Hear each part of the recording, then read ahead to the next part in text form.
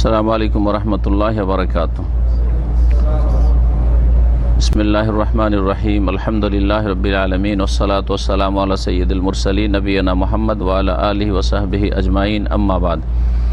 ফাকাদ ক্বালাল মুআল্লিফু হাফিজাহুল্লাহু তাআলা আহকামুস সালাতিল ঈদ। আল ঈদু লুগাতান ইসমুন লিমা ইয়াউদু ওয়া ইয়াতাকাররারু মাররাতান বাদা উখরা ওয়া সুম্মিয়া বিযালিকা লিআন্নাহু ইয়াউদ আও তাফাউলান আন ইয়াউদা সানিয়া ولأنه يعود بالفرح والسرور وصلاة العيدين عيد الفطر وعيد الأضحى مشروعة بالكتاب والسنة وإجماع المسلمين. وقد كان المشركون يتخذون أعيادا زمانية ومكانية فأبطلها الإسلام وعوض عنها عيد الفطر وعيد الأضحى شكرا لله تعالى على أداء هاتين العبادتين العظيمتين صوم رمضان وحج بيت الله الحرام. وقد صح عن النبي صلى الله عليه وسلم أنه لما قدم المدينة وكان لأهلها يومان يلعبون فيهما قال صلى الله عليه وسلم قد أبدلكم الله بهما خيرا منهما يوم النهر ويوم الفطر. رواه الإمام أحمد وأبو داود والنسائي وغيرهم من حديث أنس بن مالك رضي الله عنه. মহান আল্লাহর সমস্ত প্রশংসা যে আল্লাহ রাব্বুল আলামিন সালাতের বিধান শরীয়তে রেখেছেন, যার কিছু সালাত, কিছু নামাজ ফরজ, আর কিছু সালাত হচ্ছে সুন্নাত মুস্তাহাব, কিছু সালাত রয়েছে দৈনন্দিন প্রতিদিন 5 ওয়াক্ত সালাত ফরজ এবং তার সাথে সাথে সুন্নাতে রাতেবা, আর কিছু সালাত রয়েছে যেগুলি সাপ্তাহিক, কিছু সালাত রয়েছে যেগুলি বাৎসরিক। আমাদের আজকের নতুন একটি পর্ব ফিকহে শুরু হবে, সেটা হচ্ছে ঈদের সালাত, ঈদের নামাজ, ঈদুল ফিতর এবং ঈদুল আযহা। এর ওপর বিস্তারিত আলোচনা আছে, 3 সপ্তাহ লাগবে। আজকে প্রথম পর্ব। বলছেন লেখক আহকামুস সালাতিল ঈদ, ঈদের সালাতের বিধিবিধান, ঈদের সালাতের বিধিবিধান। প্রথম বিষয় যেটি, সেটি হচ্ছে যে ঈদ মানে কি, আর ঈদকে ঈদ কেন বলা হয়। শব্দটি আরবি শব্দ ঈদ, কিন্তু আমাদের ভাষায় এসে এমনভাবে ব্যবহার হয়েছে মনে হচ্ছে ঈদ মানে আমাদের বাংলা ভাষা, ব্যবহার করলে নিজের ভাষা হয়ে যায়, যদিও সেটা ধার করা অন্য কোনো শব্দ। ঈদের শাব্দিক অর্থ বলছেন আল ঈদ ও লোগাতান, ঈদ আবিধানিক অর্থে ঈদ আদা ইয়াউদ থেকে ফিরে আসা, ঈদ মানে হচ্ছে ফিরে আসা। বলছেন ইসমুন লিমা ইয়াউদু ওয়া ইয়াতাকাররারু মাররাতান বাদা উখরা। তো আদা ইয়াউদু মানে ফিরে আসা থেকে ঈদ শব্দটি, ঈদ মানে এমন একটি বিষয় যেটা ফিরে আসে বারবার করে, যেটা বারবার করে কি হয়, ফিরে আসে। এটা হচ্ছে শাব্দিক অর্থ, যা বারবার ফিরে আসে সেটাকে কি বলা হয়, ঈদ বলা হয়, শাব্দিক অর্থ। পারিভাষিক অর্থ মানে ইসলামের ভাষায় ঈদ। তো এই ঈদকে, ঈদুল ফিতর, ঈদুল আযহাকে, এটা হচ্ছে ইসলামিক ঈদ, আর অন ইসলামিক জাহিলি ঈদ রয়েছে। তো যে কোনো ঈদ হোক না কেন, ঈদ পর্ব বা উৎসব, বিভিন্ন নাম আমরা দিয়ে থাকি অন্য ভাষাতে। এগুলিকে আরবি ভাষাতে ঈদ কেন বলা হয়, এই জন্য বলা হয় যে সেটা প্রতি বছর বারবার করে ফিরে আসে, জীবনে একবার না, প্রতি বছর বারবার করে ফিরে আসে। অসম্মিয়া বিযালিকা, আর ঈদকে ঈদ এই জন্যই বলা হয়, বা ঈদের নাম এই জন্য নামকরণ হয়েছে লিআন্নাহু ইয়াউদু। 1 নম্বর কারণ হচ্ছে যে ঈদটা ফিরে আসে, প্রতি বছর পহেলা শাওয়াল ঈদুল ফিতর ফিরে আসে, 10ই জিলহজ ঈদুল আযহা ফিরে আসে। এগুলো হচ্ছে ইসলামিক ঈদ। গায়র ইসলামী ঈদ, হিন্দুদের ঈদ রয়েছে, ওরা ঈদ না বলুক, ঈদ মানে বললাম যে ঈদ মানে পর্ব, ঈদ মানে উৎসব, বুঝা গেছে না? তো যে কোনো উৎসব ফিরে আসে। আও তাফাউলান আন ইয়াউদা সানিয়াতান, এই যে ফিরে আসার অর্থ রয়েছে শাব্দিক অর্থে। তো ঈদকে ঈদ এই জন্যও বলা হয়, দ্বিতীয় কারণ যে এটা হচ্ছে নেক ফাল নেওয়া, মানে শুভ কামনা করা, যেটাকে বলা হয়। ফাল মানে হচ্ছে শুভ কামনা করা, ভালো কামনা করা, যে যেন এটা বারবার করে ফিরে আসে, এই সময়টা যেন বারবার করে কি হয়, ফিরে আসে। আর এই রহস্যের কারণে আমরা বাংলা ভাষাতে একটা বাক্য ব্যবহার করি, যখন আমরা কারোর সাথে সাক্ষাৎ করলাম আর তারপরে বিদায় নিই, তখন আমরা বলি না যে ভাই যাচ্ছি, এটা বলেন কি, কি বলেন? আচ্ছা ভাই আসি, আসি কেন বলছেন? আসছেন না যাচ্ছেন? এখন দুইজনে বিদায় হয়েছেন, ও এয়ারপোর্টের ভিতরে ঢুকলো, আপনি এদিকে ফিরে আসলেন, হয়েছে না, হয়েছে না? তো ভাই যাচ্ছি, আর আপনি ভাই গেলাম, তো না গেলাম বলছেন না যাচ্ছি বলছেন, কি বলছেন? আচ্ছা আসি তাহলে হলো, আপনি ভিতরে গেলেন, আমি আসি, আর ও বলছে ভাই আমি দেশে গেলাম, আসি, এত গেল না বলে শুধু আসি ভাই, তাই না? আসলে যাচ্ছেন কিন্তু বলছেন কি আসি। রহস্য কি? এটা হচ্ছে ওইটাকে ফাল বলা হয়, শুভ কামনা। যাচ্ছি শুনতে খারাপ লাগছে, মনে হচ্ছে যে এমন জুদা হইলাম যে আর জীবনেও দেখা হবে না, ঠিক না? গেলাম, আরে গেলাম আর দেখা হবে না, খারাপ লাগছে।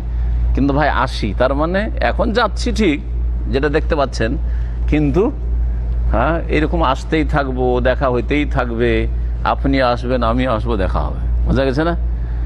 আবার কেউ কেউ বলেন ভাই দেখা হবে, বলছেন না, দেখা হবে বলছেন, যাচ্ছেন আর বলছেন দেখা হবে, আশা করছেন যে চলে যাচ্ছি, তার মানে না চিরকালের জন্য যাচ্ছি না, আবার দেখা হবে বা সাক্ষাৎ হবে। জি, এগুলোকে বলা হয় ফাল, বলা হয় নেক ফাল নেওয়া বা শুভ কামনা করা।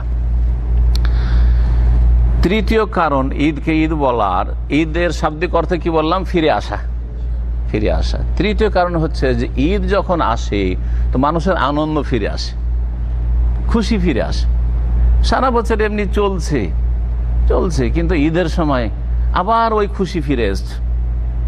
ঈদের দিনের খুশি, আনন্দ, আত্মীয় স্বজনদের সাথে দেখা, খাওয়া দাওয়া, হ্যাঁ আনন্দ ফুর্তি করা জায়েজ, আনন্দ ফুর্তি জায়েজ আছে, যতটা জায়েজ, না জায়েজগুলি হারাম, যেগুলো পাপের কাজ সেগুলি হারাম। তো বলছে ওয়ালি আন্নাহু ইয়াউদু বিল ফারাহে ওয়াস সুরুর, ঈদকে ঈদ এই জন্য বলা হয় যে ঈদ মানুষের আনন্দ এবং খুশি নিয়ে ফিরে আসে, আনন্দ এবং খুশি নিয়ে ফিরে আসে।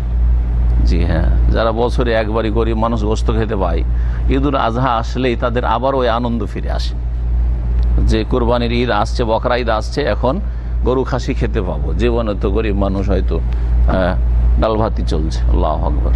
বা এমনিও যারা পয়সা হলো তারাও ওই কোরবানির গোস্ত খাওয়া আর অন্য গোস্ত খাওয়ায় পার্থক্য আছে। জি হ্যাঁ। ওয়াসালাতুল ঈদাইনে ঈদুল ফিতর ওয়া ঈদুল আজহা মাশরুআতুন বিল কিতাব ওয়াস সুন্নাহ ওয়া ইজমাইল মুসলিমিন। দুই ঈদের সালাত, ঈদুল ফিতর এবং ঈদুল আজহা। কি বলবেন? ঈদুল ফিতর এবং ঈদুল আজহা বলবেন, ঈদুল জোহা নাই। বাংলা ক্যালেন্ডারগুলিতে ঈদুল জোহা লেখা থাকে, এটা ভুল, এই ভাষাটি ভুল। দোহা মানে চাষতের সময়, হ্যাঁ চাষতের সময়, পূর্বাহ্ন যেটা আপনার, মধ্যাহ্ন হচ্ছে দুপুর নুন, আর দুপুরের আগের যে সময়টা, এই সকাল থেকে শুরু করে দুপুরের মাঝামাঝি যে সময়টা, এটাকে কি বলা হয় আরবিতে? দোহা বলা হয়, পূর্বাহ্ন। তো এইটা দোহার সময়ের ঈদ নাই, সকাল 10টা ঈদ পড়া, সকাল 9টা ঈদ পড়া, এটা সুন্নাত নাই, যদিও জায়েজ আছে। সুন্নাত হচ্ছে সূর্য ওঠার 20 থেকে 25 মিনিট, আধা ঘন্টার মধ্যে ঈদটা পড়ে নেওয়া, যে সুন্নাহ মোতাবেক সৌদি আরবে ঈদ হয়। 20 মিনিট হয়ে গেলে ঈদের সালাত শুরু হয়ে গেল। তাহলে এই ঈদের নাম ঈদুল জোহা বলা ভাষাগত ভুল, কিন্তু ঈদুল আজহা ঠিক আছে। আজহা মানে আজহা ইউজি মানে জবাই করা, কোরবানি করা, উদহিয়াতুন মানে কোরবানি, আর আজহা মানে কোরবানি করা, হ্যাঁ দাহা উদাহি মানে কোরবানি করা। তো এই ঈদকে ঈদুল আজহা কেন বলা হয়? যে এতে কি করা হয়? জবাই, হ্যাঁ পশু, গরু বা খাসি, দম্বা, ওঁট জবাইয়ের মাধ্যমে আল্লাহর নৈকট্য লাভ করা হয়। আর নৈকট্য লাভ করাকে কুরবান বলা হয়, কাররাবা ইউকাররাব, এই জন্য এটাকে আমরা কুরবানি বলি। এর মাধ্যমে আল্লাহর নৈকট্য লাভ করা হয়। তো ঈদুল ফিতর, ঈদুল আজহা কোরআন, সুন্নাহ এবং মুসলিম উম্মতের ইজমার দ্বারা শরীয়ত সম্মত বিধান, মানে শরীয়তের প্রমাণ রয়েছে, এর দলিল কোরআনে কারিমে রয়েছে, হাদিসে রয়েছে, এবং মুসলিম উম্মতের ইজমা ঐক্যমত রয়েছে যে এই দুই ঈদ হচ্ছে ইসলামের ঈদ। এই দুই ঈদ ইসলামে আছে, কেউ দ্বিমত করেনি যে দুই ঈদের জায়গায় এক ঈদ অথবা ঈদ নেই, এরকম নাই। মুশরিকরা বিভিন্ন রকমের উৎসব পালন করত, তাদের বিভিন্ন পরব বা পর্ব ছিল যেগুলি তাদের কাছে ঈদ ছিল। আরব মুশরিকরা ওগুলোকে ঈদ বলত। ভারত বাংলাদেশের মুশরিকরা ওগুলোকে কি বলে? বিভিন্ন উৎসব বলে। হ্যাঁ, এটা দুর্গা পূজার উৎসব, এটা হচ্ছে কালী পূজার উৎসব হিন্দুদের, ওই রকমই মাজারপন্থীদের এটা হচ্ছে অমুক অমুক অমুক বাবার ওরসের উৎসব, হ্যাঁ, বা অমুকের জন্মদিন উৎসব। হ্যাঁ, এগুলি সবগুলি কিন্তু আসলে ঈদের অর্থ বহন করে বা ঈদের অর্থে। তো বলছেন যে ওয়াকাদ কানাল মুশরিকুন ইয়াত্তাখিযুনা আয়াদান জামানিয়াতান ওয়া মাকানিয়াতান। বলছেন মুশরিকরা প্রাচীন যুগ থেকে তারা ঈদ উৎসব পালন করত দুই রকমের। তার ঈদ দুই ভাগে বিভক্ত। ঈদ হচ্ছে জামানিয়া আর মাকানিয়া। জামানিয়া মানে ঈদ জামানিয়া মানে হচ্ছে সময়গত উৎসব, আর মাকানিয়া মানে স্থানগত উৎসব। মুশরিকরা যুগ যুগ ধরে স্থানগত উৎসব করত আর কালগত বা সময়গত কি করত? উৎসব করত। মানে কিছু কিছু উৎসব তাদের পর্ব এমন ছিল যেগুলির সম্পর্ক ছিল সময় কালের সাথে, নির্দিষ্ট একটা সময়ের সাথে। অমুক অমুক তারিখে অমুক সময় কি হবে, অমুক উৎসবটা হবে। আর কিছু কিছু উৎসব ছিল যেগুলি স্থানের সাথে সম্পর্কিত, যে এই উৎসবটা অমুক জায়গায় হবে। এটা মুশরিকরা যুগ যুগ থেকে করে আসতো, আর নবী সাল্লাল্লাহু আলাইহি ওয়াসাল্লামের জামানাতেও মুশরিকরা করেছে, আর এই 1400 বছরে মুশরিকরা করেছে, আর এখনো করতে আছে, কিয়ামত পর্যন্ত মুশরিকরা করতে থাকবে। তাহলে ঈদ হচ্ছে দুই রকমের, ঈদে জামানি, ঈদে মাকানি। কি বুঝলেন? সময়গত ঈদ আর স্থানগত ঈদ। সময়গত ঈদটা আমরা বুঝি, যেমন ঈদ উল ফিতর, এর সময় কোনটা? এর সম্পর্ক স্থানের সাথে না সময়ের সাথে? সময়ের সাথে। পহিলা শাওয়াল, এই যে পহিলা শাওয়াল সময়, কালের দিক থেকে পহিলা শাওয়াল হচ্ছে শাওয়াল মাসের প্রথম তারিখ হচ্ছে ঈদ উল ফিতর। ঈদ উল আজহার তারিখ 10ই জিলহজ। এগুলো হচ্ছে সময়গত ঈদ। কালগত ঈদ যেই উৎসবের সম্পর্ক কোনো স্থানের সাথে, যে এই উৎসবটা অমুক জায়গায় হবে, অন্য কোথাও হবে না। দেখেন, ঈদ যে কোনো ঈদগাহে হবে। ঈদের নামাজ, ঈদ উল আজহা, ঈদ উল ফিতর যে কোনো ঈদগাহে হবে। এটা যে আপনাকে এই ঈদগাহে পড়তে হবে, যেখানে আছেন ওখানে ঈদগাহ যেখানে আছে ওইটা দিয়ে পড়ে নিলেন, তাহলে এর সম্পর্ক স্থানের সাথে নেই। কিসের সাথে আছে? সময়ের সাথে। অন্য দিনে পড়লে হবে না। এই 2 দিন ছাড়া অন্য দিনে যদি ঈদ উল ফিতর, ঈদ উল আজহা পড়েন তো হবে না, ঠিক কিনা? কালগত যেগুলো ঈদ, এটা হলো কালগত ইসলামিক ঈদ। স্থানগত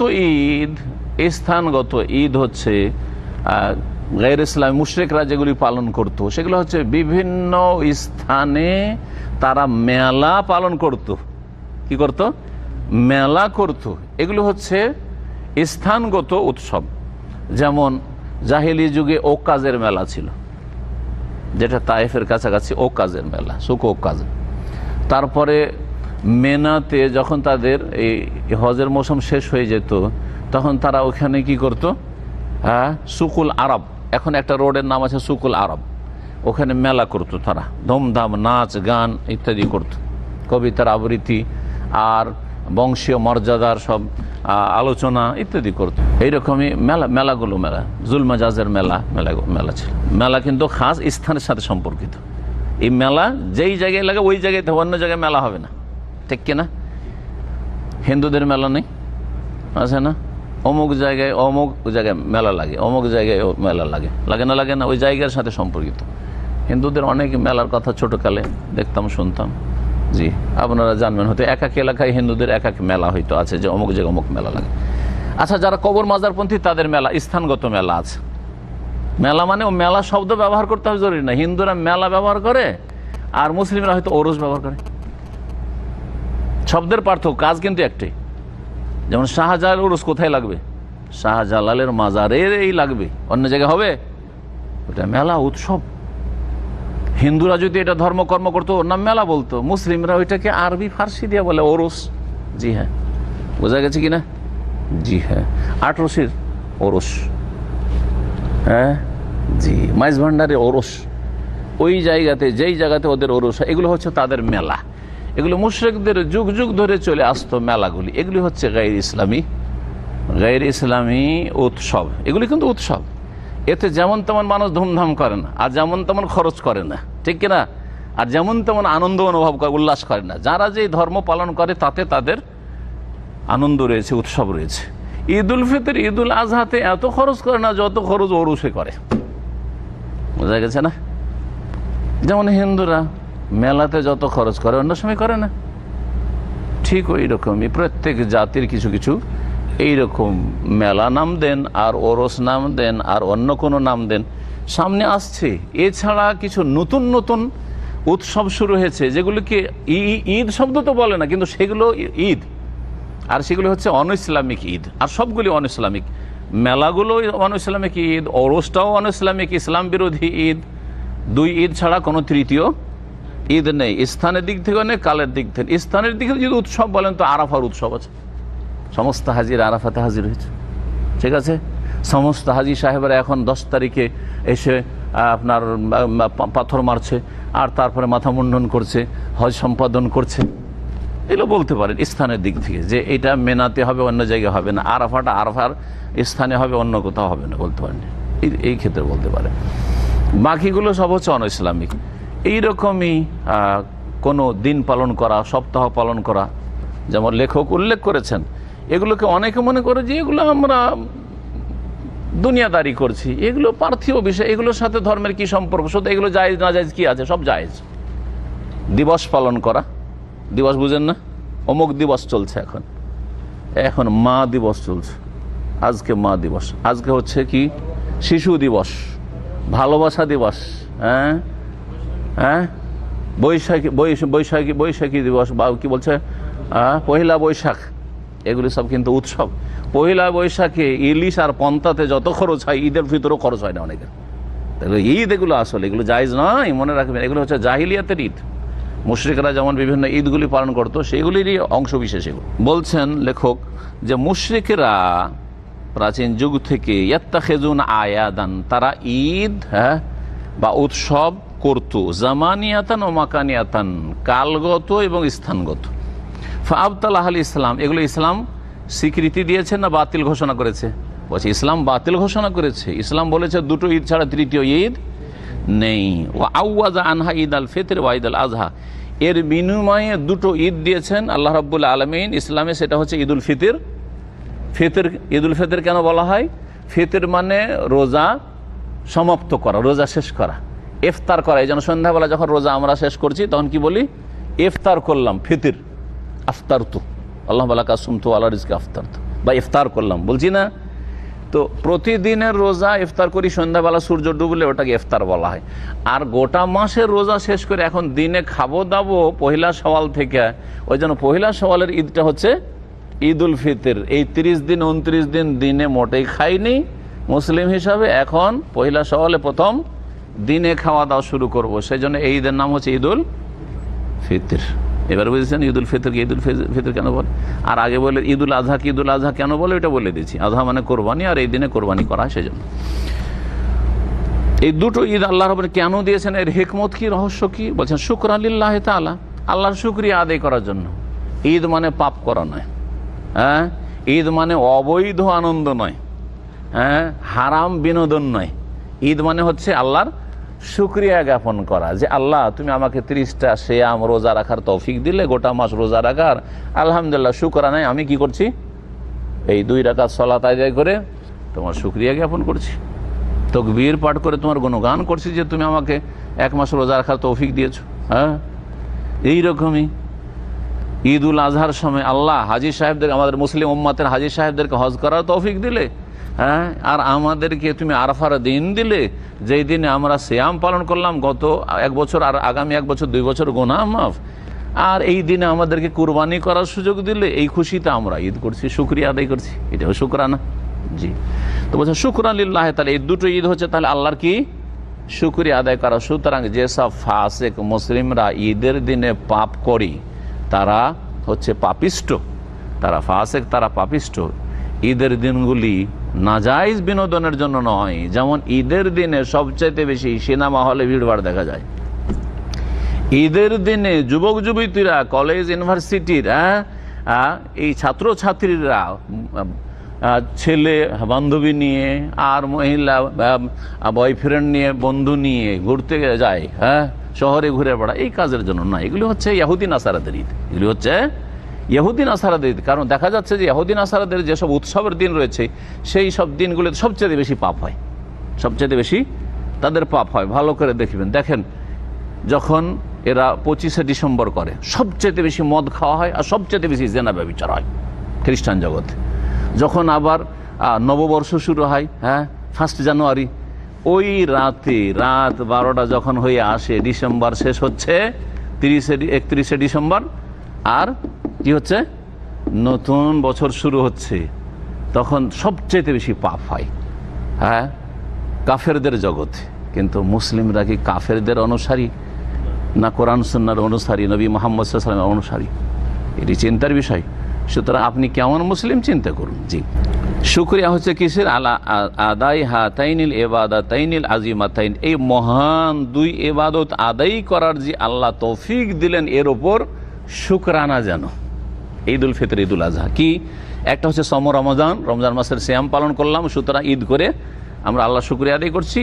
ও হাজ্জ বাইতুল্লাহিল হারাম, আর বাইতুল্লাহিল হারাম আল্লাহর ঘরের যে হজ হাজি সাহেবরা করলেন, আমাদের মুসলিম হাজি সাহেবরা, সুতরাং তার শুকরিয়া আদায় করছি। তার সাথে সাথে কোরবানির আল্লাহ সুযোগ দিলেন, তারপরে আপনার আরাফার সিয়াম পালনের সুযোগ দিলেন, সেটাও বলা যেতে পারে।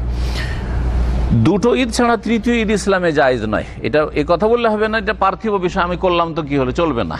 এর দলিল শোনেন, বলছেন ওয়াকাত সাহান নবী সাল্লাল্লাহু আলাইহি ওয়াসাল্লাম, নবী সাল্লাল্লাহু আলাইহি ওয়াসাল্লাম থেকে সহিহ সূত্রে বর্ণিত, আন্নাহু লাম্মা কাদামাল মদিনা, নবী সাল্লাল্লাহু আলাইহি ওয়াসাল্লাম যখন মদিনায় আসলেন, ওয়া কানা লি আহলিহা ইয়াওমান ইয়ালআবুনা ফীহি, মদিনায় এসে দেখলেন যে মদিনাবাসীরা 2টা দিন বছরে খেলাধুলা করত, ওই দুটো দিন তার উৎসবের দিন ছিল, তাদের কি ছিল? উৎসব আনন্দের দিন ছিল, পরব। কালা সাল্লাল্লাহু আলাইহি ওয়াসাল্লাম, নবী সাল্লাল্লাহু আলাইহি ওয়াসাল্লাম স্বীকৃতি দিলেন না যে ঠিক আছে ওই দুটাও থাক, আর ইসলামের ঈদুল ফিতর, ঈদুল আজহা ওই দুটাও করো, এই কথা বললেন না। বললেন না, এই দুটো ইসলামের দুটো থাকবে আর বাকি থাকবে না। বললেন কাদ আবদালাকুমুল্লাহু বিহিমা খায়রাম মিনহুমা, আল্লাহ রাব্বুল আলামিন তোমাদের যে এই 2 দিনে খেলাধুলা বিনোদন করো, এর উত্তম বিনিময় দান করেছেন, উত্তম বিকল্প দান করেছেন। খায়রাম মিনহুমা মানে উত্তম বিকল্প আল্লাহ দান করেছেন। কি? ইয়ামুন নাহার, একটা হচ্ছে কোরবানির দিন, আর একটা হচ্ছে ইয়ামুল ফিতর আর ঈদুল ফিতরের দিন। এই 2 দিন পেয়ে গেছো, সুতরাং ওই অন্য যে 2 দিন তোমরা খেলাধুলা করতে জাহিলিয়াতের যুগে, সেটা কি করো? বাদ দাও, বর্জন করো। হাদিস ইমাম আহমদ বর্ণনা করেছেন, আবু দাউদ, নাসাই অন্যান্যরা বর্ণনা করেছেন, আনাস বিন মালিক রাদিয়াল্লাহু তাআলা আনহু থেকে বর্ণিত। ফালা তাজুজু জিয়াদাতু আলা হাযাইনিল ঈদাইনি, সুতরাং এই 2 ঈদের বেশি অতিরিক্ত কোনো ঈদ উৎসব করা জায়েজ নয়। ঈদ উৎসবটা এমন একটা জিনিস যেটা একাকী করা হয় না, অনেক লোক নিয়ে করা হয় সাধারণত, আর না হইলে কমপক্ষে আপনার ফ্যামিলি মেম্বার যত আছে, আপনার আত্মীয় স্বজন আছে, ওরা শরিক করেন। যেমন ম্যারেজ ডে, বিবাহ দিবস, এটা একটা উৎসব, ঈদ, বেদাতি ঈদ। এইরকমই বার্থডে, আর কেক কাটা, তাতে আমার ছেলের বার্থডে, জন্মদিবস, আমার মেয়ের জন্মদিবস, আমার স্ত্রীর জন্মদিবস, কেউ বলছে, কোনো মহিলা বলছে এটা হচ্ছে আমার স্বামীর জন্মদিবস, এটা হচ্ছে আমার বাপের জন্মদিবস। এগুলি হচ্ছে কি? এগুলি উৎসব, ঈদ যেগুলো জায়েজ নয়, বেদাতি ঈদ। বলছেন যে অন্য কোনো ঈদ জায়েজ নয় অতিরিক্ত এই 2 ঈদের ওপর, বে এহদাসে আয়াদিন ওখরা, অন্য ঈদ আবিষ্কার করে, অন্য ঈদ আবিষ্কার করলেন যুগে যুগে, আর এই 2 ঈদের ওপর অতিরিক্ত ঈদ বা উৎসব করলেন জায়েজ নয়। যেমন আয়াদিল মাওয়ালিদ, জন্মদিবস পালন করা, সে জন্মদিবস যে কারো হোক না কেন, আপনার বাপ মায়ের হোক, অথবা নেতা নেত্রীর বাপ মায়ের হোক, অথবা আপনার জাতির কোনো ভাষাবিদের হোক, যে এটা কাজী নজরুলের জন্মদিবস, এটা হচ্ছে রবীন্দ্রনাথ ঠাকুরের জন্মদিবস, কথা বোঝা গেছে, অথবা এমন কি এটা হচ্ছে আবু হানিফা, শাফি, মালিক, আহমদের জন্মদিবস, এটা হচ্ছে আবু বকর, উমর, উসমান, আলীর 4 খলিফার জন্মদিবস, অথবা এটা সাইয়্যিদুল মুরসালিন মুহাম্মদ সাল্লাল্লাহু আলাইহি ওয়াসাল্লামের জন্মদিবস। নবী সাল্লাল্লাহু আলাইহি জন্মদিবসই হচ্ছে মিলাদুন নবী, নবীর জন্মবার্ষিকী, জন্মদিবস। এগুলি হচ্ছে ঈদ, যেই ঈদ ইসলামিক না গায়র ইসলামিক, গায়ের ইসলাম ইসলাম নয়। ইসলাম হচ্ছে দুটো ঈদ, ইসলাম হচ্ছে দুটো ঈদ। সুতরাং ঈদে মিলাদুন্নবী, আজকাল নতুন নাম কি দেওয়া হয়েছে, ঈদে মিলাদুন্নবী, মিলাদুন্নবীর ঈদ। এটা বেদাতি মুসলিমরা তৃতীয় ঈদ আবিষ্কার করেছে, তৃতীয় ঈদ আবিষ্কার করেছে, এমন ঈদ নামও দিয়েছে। আর তাদের আলোচনাতে, তাদের লিখনীতে আছে যে 3 ঈদের বড় ঈদ হচ্ছে ঈদে মিলাদুন্নবী। ঈদ উল ফিতর, ঈদ উল আজহার চাইতে বড় ঈদ হচ্ছে এই বেদাতি ঈদ, ঈদে মিলাদুন নবী, 12 রবিউল আউয়ালের ঈদ। এইরকমই জাতীয় দিবস, স্বাধীনতা দিবস, যতগুলি দিবস আছে, ভাষা দিবস, শহীদ দিবস, সবগুলি কিন্তু ঈদ, সবগুলি হচ্ছে। এত টাকা খরচ করা হয় যে কোনো সরকারের ঈদ উল ফিতর, ঈদ উল আজহাতে তার 1 আনাও খরচ করা হয় না, ঠিক নয়? জি, এইটা আগুলি যদি গরিবকে দেওয়া হইতো বা গরিবের যদি সমস্যার সমাধান করা হইতো, গরিবের বাড়িতে যদি বিদ্যুতের ব্যবস্থা, গ্যাসের ব্যবস্থা, গরিবের আরও মেলা কাজ রয়েছে, গরিবের মেয়েদের বিবাহ, গরিব দারিদ্র মোচন, এগুলো করা হইতো, জাতি সুখী হয়ে যেত। বিদাত করে জাহান্নাম কিনে নিচ্ছে, হ্যাঁ, আর তারপরে জাতির যে আর্থিক সমস্যা রয়েছে, সমস্যা থেকেই যাচ্ছে, গরিব গরিব হয়ে থেকে যাচ্ছে। এ হচ্ছে বিদাত করার কুফল। কেন অন্য ঈদ জায়েজ নয়? বলছে লিআন্না যালিকা জিয়াদাতুন আলা মা শারাআহুল্লাহ, আল্লাহ যে শরীয়তে বিধান দিয়েছেন 2 ঈদের, এর ওপর হচ্ছে এগুলি হচ্ছে অতিরিক্ত। আর ইসলামের নামে ধর্মে যেগুলো অতিরিক্ত হয় বা মুসলিম জাতি এইভাবে যেগুলো পালন করে, যেমন ঈদ উল ফিতর আমরা পালন করছি, ওই রকম করে এটাও একটা আমাদের উৎসব। যদি এটা আমাদের রাজনৈতিক উৎসব বা এটা আমাদের জাতীয় উৎসব বলছি, নাম অন্য কিছু দিচ্ছি, এটা হচ্ছে আন্তর্জাতিক উৎসব, সারা বিশ্বে এই দিবসগুলি হচ্ছে আমরাও করছি, যেই নামেই করেন না কেন, এগুলো হচ্ছে অতিরিক্ত। ওয়াইবতিদাউন ফিদ্দিনে, আর দিনে হচ্ছে এগুলো বিদাত আবিষ্কার করা। ওয়া মুখালিফাতুল সুন্নাতে সাইয়্যিদুল মুরসালিন, সৈয়দুল মুরসালিন মুহাম্মদ সাল্লাল্লাহু আলাইহি সাল্লামের সুন্নাহর বিরোধিতা করা। ওয়া তাশাব্বুহুন বিল কাফিরিন, কাফেরদের সাদৃশ্যতা, তাদের অনুকরণ করা। সাউন সুম্মিয়াত আয়াদান বা সাম্মাইতা আয়াদান আও যিকরিয়াতিন আও আইয়ামান আও আসাবি আও আওয়াম। বলছেন লেখক যে এগুলোর নাম ঈদ বলতে হবে জরুরি নয়। আপনারা হয়তো ঈদ বলেন না, হয় এগুলোর নাম ঈদ বলেন, অথবা যিকরিয়াত, মানে এগুলো হচ্ছে আমাদের কি বলবো, সেটাকে হচ্ছে মেমোরিক্যাল জিনিস, স্মরণীয়, এটা আমরা এটাকে ঐতিহাসিক বিষয় স্মরণীয় করে রাখার জন্য, যাতে করে জাতির স্মরণ থাকে যে এই দিনে এই ঘটেছিল। বোঝা গেছে কি না? আও আইয়ামান, সেগুলির নাম আপনি দিবস বলেন, ইয়ম থেকে আইয়াম, বহু বচন, দিবস, অমুক দিবস, অমুক দিবস, এগুলো তো আপনাদের জানা আছে, বলছে না? জি হ্যাঁ। তারপরে আও আসাবি, অথবা সপ্তাহ পালন, আজকাল সপ্তাহ পালন হচ্ছে, এটা হচ্ছে ট্রাফিক সপ্তাহ, এটা হচ্ছে আপনার শিশু সপ্তাহ, এটা হচ্ছে আপনার স্তন্যদান সপ্তাহ, বাচ্চাকে যেন মায়ের দুধ দেওয়া হয়, এরকম মেলা সপ্তাহ আজকাল পালন হচ্ছে। এইরকম আরও কিছু আছে, হ্যাঁ, কি পুলিশ সপ্তাহ, মেলা রকম, হ্যাঁ। আওয়ামান, অথবা বৎসর পালন, 100 বছর পূর্তি, এটা আমাদের উৎসব। 100 বছর আমাদের স্বাধীনতা পূর্ণ হয়েছে, 25 বছর পূর্তি উৎসব, 50 বছর পূর্তি উৎসব, হচ্ছে না? এগুলো করছে না? জি। কুল্লু যালিকা লাইসা মিন সুন্নাতিল ইসলাম, লেখক বলছেন এই সমস্তগুলি যেই নাম দেন না কেন, এগুলি ইসলামের আদর্শ নয়, ইসলামের তরিকা নয়, আদর্শ নয়। বাল হুয়া মিন ফিলিল জাহিলিয়া, যখন ইসলামের আদর্শ নয় তো কিসের আদর্শ? জাহিলিয়াতের আদর্শ। জি, অজ্ঞতার যুগের বা ইসলাম আসার পূর্বে যে জাহিলিয়াতের যুগ ছিল, সেই যুগে খেয়াল খুশি মানুষ ধর্মকর্ম করতো, এইরকমই খেয়াল খুশি এদের ধর্মকর্ম উৎসব। ওয়া তাকলিদুল লিল উমামিল কাফিরা মিনাদ দুয়ালিল গারবিয়্যা ওয়া গায়রিহা, আর এগুলি হচ্ছে কাফের জাতির অন্ধ অনুকরণ, যেমন পাশ্চাত্য সভ্যতার অনুকরণ। এটা কোত্থেকে শুরু হলো? বলছে ওই ব্রিটিশরা শুরু করেছে। এটা কোত্থেকে শুরু হলো? বলছে আমেরিকানরা শুরু করেছে। বোঝা গেছে না? এটা কোত্থেকে শুরু হইলো? বলছে যে এটা ওই রাশিয়ানরা শুরু করেছে। হ্যাঁ, কোনোটা কার্ল মার্কস থেকে নিল, কোনোটা আপনার আব্রাহাম লিঙ্কন থেকে নিল, কোনোটা আর কারো কাছ থেকে নিল। জি হ্যাঁ। ওয়াকাদ ক্বালা সাল্লাল্লাহু আলাইহি ওয়াসাল্লাম, নবী সাল্লাল্লাহু আলাইহি ওয়াসাল্লাম বলেছেন, মান তাশাব্বাহা বিকওমিন ফাহুয়া মিনহুম, যেই ব্যক্তি কোন জাতির সাদৃশ্যতা অবলম্বন করবে। আপনি কোন জাতির অনুকরণ করলেন, ফলো করলেন, যে এই জাতি এই কাজগুলি করছে আমরাও করি, তাহলে ফাহুয়া মিনহুম, তাদের দলে শামিল হবে, তাদের দলে শামিল হবে। যেমন নতুন বছরে প্রথমে ইহুদি খ্রিস্টানরা শুরু করেছে, হ্যাঁ, হ্যাপি নিউ ইয়ার, ঠিক কিনা, হ্যাপি নিউ ইয়ার। এখন মুসলিমরা হ্যাপি নিউ ইয়ার, জি হ্যাঁ, ফাহুয়া মিনহুম, তাদের দলে শামিল হবে। নববর্ষের স্বাগতম আপনাকে, নববর্ষের অভিনন্দন হিন্দুরা যদি শুরু করে থাকে, হ্যাঁ, বৈশাখী মেলা অথবা বৈশাখী যে বলছে কি বলছে এইসব উৎসব, আর আপনিও করছেন ওই রকম, তাহলে আপনি তাদের দলে শামিল। রাহুল ইমাম আহমদ, ইমাম আহমদ বর্ণনা করেছেন এই হাদিস, আবু দাউদ বর্ণনা করেছেন। ওয়াকালা সাল্লাল্লাহু আলাইহি ওয়াসাল্লাম আরো বলেছেন, ইন্না আহসানাল হাদিসি কিতাবুল্লাহ, সবচাইতে উত্তম বাণী হচ্ছে আল্লাহর কিতাব কোরআনে কারীমের বাণী। ওয়া খায়রুল হাদি হাদি মুহাম্মাদিন সাল্লাল্লাহু আলাইহি ওয়াসাল্লাম, আর সবচাইতে উত্তম আদর্শ হচ্ছে মুহাম্মদ সাল্লাল্লাহু আলাইহি ওয়াসাল্লামের আদর্শ। ওয়া শাররুল উমুরি মুহদাসাতুহা, আর সবচাইতে নিকৃষ্ট বিষয় হচ্ছে ধর্মের নামে নতুন নতুন কাজ, ধর্মের ক্ষেত্রে নতুন নতুন কাজ। ওয়াকুল্লু বিদআতিন দালালা, আর প্রত্যেক বিদআত হচ্ছে ভ্রষ্টতা, গোমরাহি। ওয়াকুল্লু দালালাতিন ফিন্নার, আর প্রত্যেক গোমরাহি হচ্ছে জাহান্নামে যাওয়ার কারণ, যেমন নাসাইর হাদিসে রয়েছে।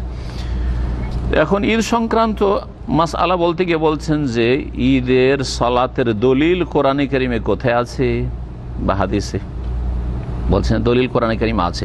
আর দলিল আলা মাশরুইয়াতি সালাতুল ঈদ, ঈদের সালাত যে শরীয়তে এর বিধান রয়েছে, এর দলিল কওলুহু তাআলা, মহান আল্লাহর বাণী।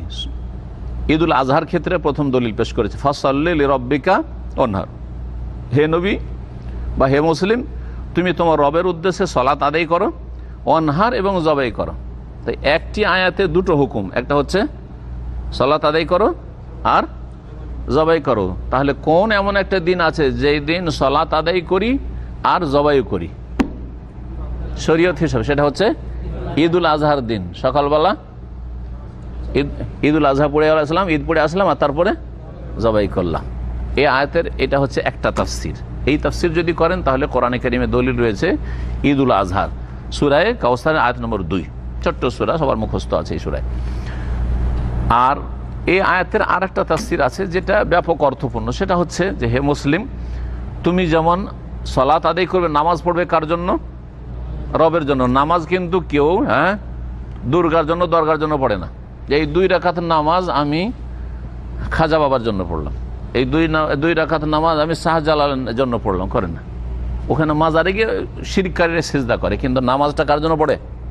জোহরের নামাজ কার জন্য পড়লেন? আল্লাহর জন্য। কেউ কিন্তু শিরকারীরাও নামাজটা কার জন্য পড়ে? আল্লাহর জন্য পড়ে। ফসলের যেমন আল্লাহ বলছেন, যেমন নামাজটা কার জন্য পড়ছো? আল্লাহর জন্য, তেমনি জবাইটাও কার জন্য করবে?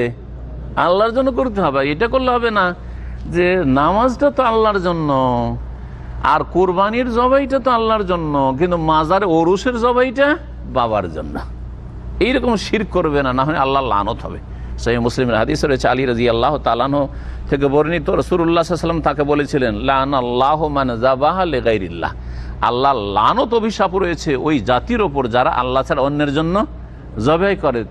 তাহলে যারা কোনো খাসি, মোরগ অথবা গরু অথবা উট জবাই করে খাজা বাবার নামে, শাহজালালের নামে, 8 রশিতে গিয়ে গরু জবাই করে, আর সেখানে নিয়ে গিয়ে জবাই করে, অথবা বাড়িতে জবাই করলো কিন্তু এটা খাজা বাবার উদ্দেশ্যে, এটা হচ্ছে অমুক বাবার উদ্দেশ্যে, তারা কি করলো? বড় শিরক করলো, এবং তাদের উপর আল্লাহর লানত হয়। তাদের উপর আল্লাহর কি হয়? লানত হয়। জি হ্যাঁ, বড় লানত হয়, কারণ বড় শিরক করলে বড় লানত হয়। তারপরে ঈদুল ফিতরের দলিল, ঈদুল ফিতরের সূরা আলাতে, এটা আমা পারাতে রয়েছে, সূরা আলার আয়াত নম্বর 14-15 আল্লাহ বলছে, কাদ আফলাহা মান তাযাক্কা, সফল কাম ওরা যারা কি করলো? মান তাযাক্কা, যারা তাজকিয়া করলো, আত্মার পরিশুদ্ধি করলো। আত্মার কি করলো? পরিশুদ্ধি করলো। বা এখানে আগে যেহেতু দলিল কিসের? ঈদুল ফিতরের, সেই জন্য ঈদুল ফিতরের দলিল হিসাবে আমি তরজমা তাফসির করি। এখানে মান তাযাক্কা ওয়া যাকারা আসমা রাব্বিহি ফাসাল্লা, 3টি হুকুম আছে। কি আছে? 3টি বিষয় আছে। একটা হচ্ছে কাদ আফলাহ, সফল কাম ওই সব লোকেরা যারা তাজাক্কা মানে জাকাতুল ফিতর দিল। কি করলো? জাকাতুল ফিতর কোনটাকে বলা হয়? যেটাকে আমরা ফিতরা বলি, সাদাকাতুল ফিতর, জাকাতুল ফিতর বা ফিতরা। যারা ফিতরা দিল তারা সফল কাম, নাম্বার 1। নাম্বার 2 হচ্ছে ওয়াজাকার আসমা রব্বিহি, এবং তাদের রবের কি করলো? নামের জিকির আজকার করলো, অর্থাৎ এই দিনে তাকবীর পাঠ করলো। আর ঈদের দিনে তাকবীর পড়া আছে কিনা? আল্লাহু আকবার, আল্লাহু আকবার, লা ইলাহা ইল্লাল্লাহ, আল্লাহু আকবার, আল্লাহু আকবার, লিল্লাহি হামদ। দ্বিতীয় হুকুম। তৃতীয় হুকুম ফাসাল্লা, অতঃপর নামাজ আদায় করলো, সালাত আদায় করলো। কিসের? ঈদুল ফিতরে সালাত আদায় করলো। তাহলে 3টে কাজ হয়ে গেল। ঈদের দিন আমরা এই 3টা কাজ করি, ফিতরা দিই আগে, আর তাকবীর পড়তে থাকি, আর তারপরে ঈদুল ফিতরের নামাজ পড়ি। ঈদের ফিতরের নামাজ শুরু হওয়া পর্যন্ত তাকবীর পড়তে থাকি, ঠিক না? জি হ্যাঁ। তো এই হলো তাফসির। দ্বিতীয় তাফসির, এখানেও আম তাফসির করা যেতে পারে।